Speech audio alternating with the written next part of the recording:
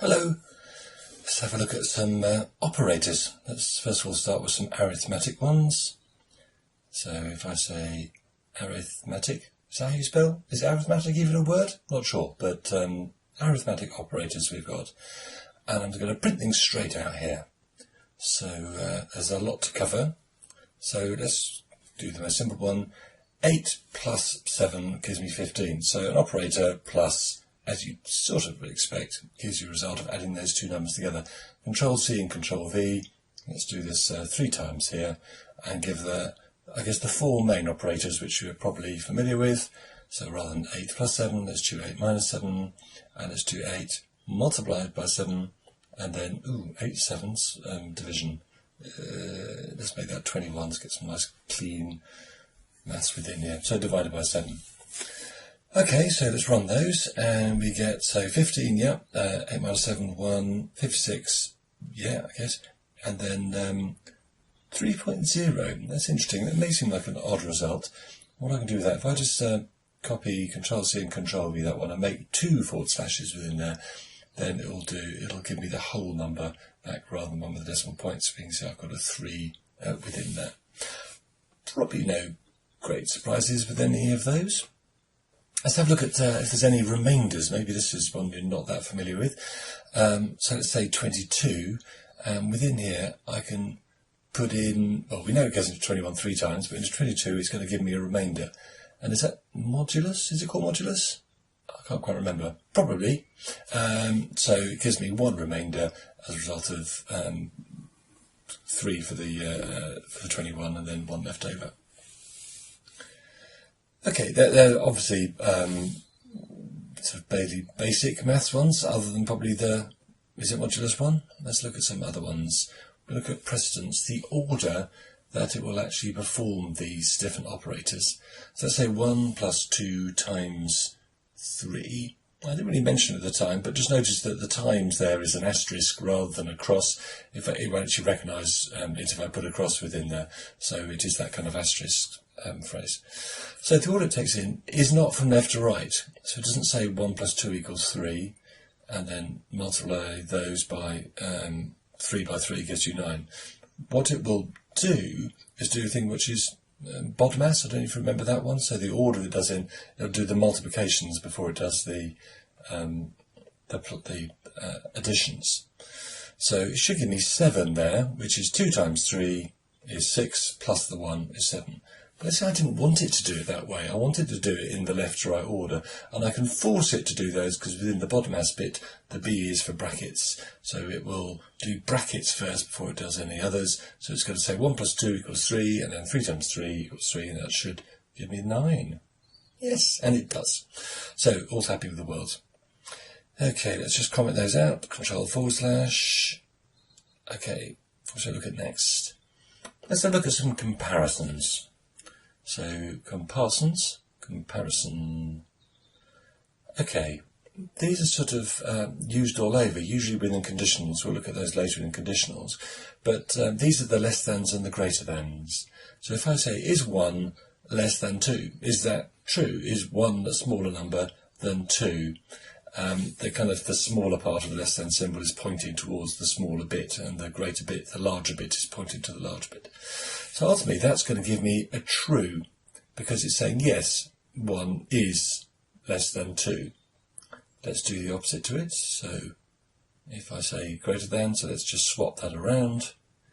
And is 1 greater than 2? Well, 1 isn't greater than 2, so that one's going to give me a false.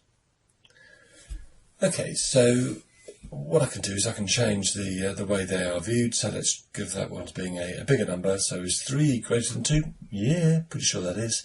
So this should give me a true as well. So I now get 2 truths within there. You can get little picky things. So what about, is 1 less than 1? A philosophical question, probably.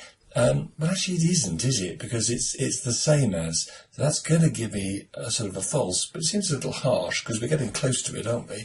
If I want to make sure whether they are less than or possibly the same as, I can do less than or equals to. And that was therefore going to give me a true because, yes, 1 is equal to 1. So it may not be less than, but it is equals to. So it's going to give me a true on that one. Let's do the opposite way around within that one, so I can have a greater than or equal to, and let's just do different numbers just for a bit of variation in this one. So 3 is the same as that, so it's greater than or equal to, yes, it is that equal to 2 bits, so that works and gives me a true. Right, there are other ones as well. So there is a, if something is not equal to another one, is one not equal to 1? So let's say it's not equal to 3. So yes, that's true, 1 is not equal to 3, and therefore what we'd expect to find that one is to say, yep, that's true, 1 is not equal to 3, so we're kind of happy with that. Let's have a look at some more kind of complex ones. So let's just take the comparisons down here, and we're going to copy that out, Control/, and let's call this one, well, I say advanced here, but it's actually not desperately advanced, but it's sort of just pushing it on a bit further. So what I can do is I can say, well, actually, let's make this a bit more simple rather than the equals to. Let's say I put this within some other brackets, and I'm going to say, is 1 less than 2? And then I can put an and, actually I won't like capitals, so like lowercase here, a lowercase and then within brackets there, I can say, is 3 greater than 1? And I've got a little red line at the end here, I need to close off the round brackets there. Okay, so what's this going to give me? Well, 1 is less than 2, yes, that's true. Is 3 greater than 1? Yes, that's true. Both of those is true. So that one is true and the other one is true. And as they are both true, the and is going to say, yes, okay, both of those are the case, in which case it's going to give me a true down here. Now, what if one of them wasn't the case? So let's just copy and paste that one down here, and we'll change just one of those. So if I make that a 3, so is 3 less than 2? No. The 3 is still greater than 1, that's still true, but my 3 being less than 2, no, not true. So now one of them is not true, so it's now not the case that both are true. So the and here is not going to say both of those aren't the case. And as both of them aren't, it's going to come up with a false. It doesn't have to be the first one or the second one here, so I'll make that 1 less than 2 again. And I've put this one as being 1 greater than 1, which won't be the case, so it's going to give me a false. So in effect, that last one there is going to be false, so that's going to give me a false out on the result. Or in fact, both could be to be false within there, so I could have 1 being greater than 2, which is false, and 1 being greater than 1, which is false. Let's put 1 greater than 4, let's say. Both of those not being true, they're still going to give me a false. It doesn't really care about it, but in effect, it'll only give me a true if both of those are true. What if I actually don't care about both of them being true? What I really want to know is that, well, at least one is true. Well, the way I can do is I can take this, let's just copy and paste that, Control-C and then Control-V, and 1 less than 2, yeah, that's true. I can put an or in there, and 3 greater than 1. Actually, both of those are true, so that's going to give me a true, but let's make one of those false. So is 3 greater than 4, for example? 3 isn't greater than 4, so that is going to be false. So that's going to give me a false result. But that one's still true. So it's saying, is that one true? Is one of them true? One or the other is true. And therefore I get a true off that. This may be making your head buzz a little, but this is a really useful part of programming. And we come across it quite a lot. And in effect, what we're doing usually with this is we're checking, has something worked or not? Is this the value we expect it to be? Have we got the result? If it hasn't worked, then we don't want to continue. I said, programming can be really quite negative. But the first check we always do about anything, is this the case? Have we got some sort of result that we can carry on with? And if not, let's stop here rather than carrying on with it. Let's have a look at some assignments. So if I'm going to put a hash in here, assignments. And let's just comment those out. So assignment operators, we've already looked at these really, so it's a bit of a kind of covering what we've already kind of done with a little bit within the numerics and indeed the strings. So into my registry, which is referred to by the variable name A, I'm going to put a value 1, and my B in registry is going to put into the value 2, and I'm going to print both of these off here, and it's got 1 space 2 within there. So it seems like we're pretty similar to that already, maybe not exactly like that.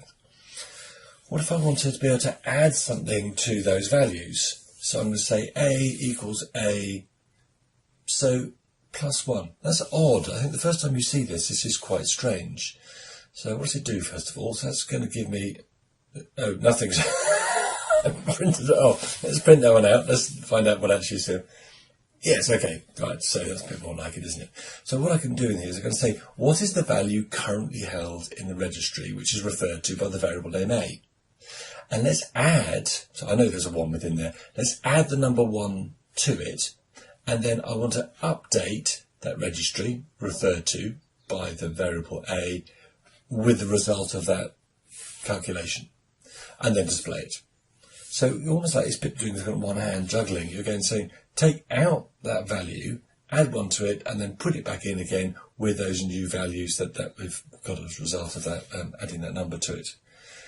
But that actually is considered nowadays quite longhand. So let's just do this another way. Let's say A equals 1 plus 3, well, A plus 3 gives me a 4.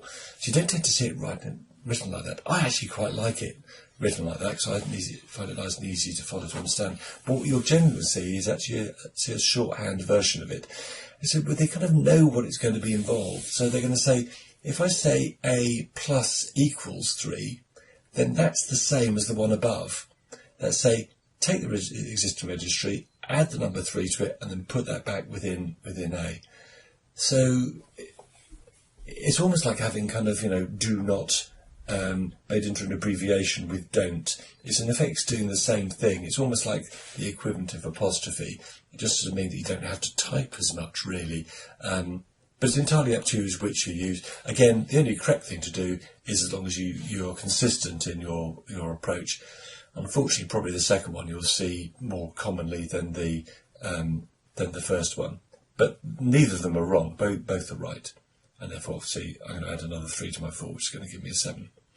But actually, that doesn't just work with the plus equals. We've got these other operators up here with the minus, the times, and the divide, and those will work with that. So if I do some control C's and V's, let's say minus 1 within there. So I did have 7. I'm going to take 1 away from it. Therefore, it's going to give me 6. Yeah. Let's paste it in again. Let's do the same now with the multiplication. And 16, 18, well, let's make that 2, give it a nice small number here. So it's going to give me a 12. And the last one in here, in fact, I'm still going to get the decimal point within it, so we'll stick with that for now. And let's divide that by 4. So 12 divided by 4 should give me a 3, but I've got a 3.0. What I can do, same as we did up within here, is I can look at the whole number by putting the double / within there, and that will work just as well. So I'll just put another one within there. That's going to give me straight 3. Okay, so that's kind of working nicely. Right, there's one other operator to have a look at. So we've been looking at the numeric ones, but there's a string one as well. So let's just comment those ones out. And if I just put in print, and I'm going to put it within quotes in there, hello world, comma, space. Okay, and then after that, I can then say times 3. What do you reckon it's going to do? Well, you probably won't be overly surprised if I then run it. It says hello world, hello world, hello world, with a comma space at the end of each one. So you can sort of use the multiplication things with the strings in a similar-ish kind of way. I've been going on for a little while there, that one. So basically we've been looking at different type of operators, but there's a lot in there. So you may want to have a look at, well, where can I get some help on this one? Because there's a lot of information to take in. So it's always worth just going to the main search engines, Google, Bing, or whatever you may choose, and putting something, for example, like Python operators, and just seeing what they've got within there. If you're not quite sure, most of the problems I tend to find that people have is trying to remember which is the less than or the greater than. And the great thing about code is if you get it wrong, it doesn't really matter. You get a result you don't expect, okay, just swap it around, and then you get the result that you did expect. So you're not sort of, it's not a great disaster if you get it wrong. You can muck about and change it. Python operation cheat sheet, that is good. Let's have a peek at that. So I've opened that one up, and that may be something you want to pin on your wall when you're kind of getting used to these ones, and we see what's going to have within it. I have no clue what we have in there. Python cheat sheet. within there. Ooh, right, there seems to be quite a lot. Some stuff which we covered, some stuff we hadn't. Best bet, haven't been. Oh, it is modulus. Look, there we go. I was right. more luck than judgment. Okay. Thank you for listening.